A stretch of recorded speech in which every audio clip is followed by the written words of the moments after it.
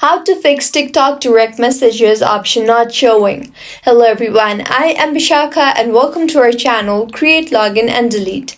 Let's get right into the tutorial and open App Store first and make sure the TikTok application does not require any update. Mine is showing open here, which means the app is up to date. If not, it would show update instead of open. Go back to your home screen and then open the TikTok application and go straight to your profile. Click on the three lines there on the top right of your screen and click on Settings and Privacy. And then on Privacy. Take a screenshot of this interface and now on Settings and Privacy itself, scroll down to the bottom and look for the Report a Problem option and click on that. Click on the direct message option now and then on direct messaging is no longer available.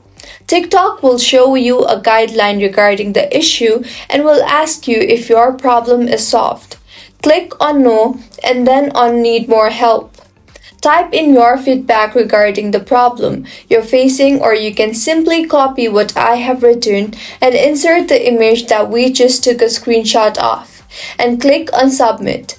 Wait for 24 hours until TikTok will send you help regarding this issue. If you find this tutorial helpful, do subscribe to our channel. Thank you for staying with us until the end.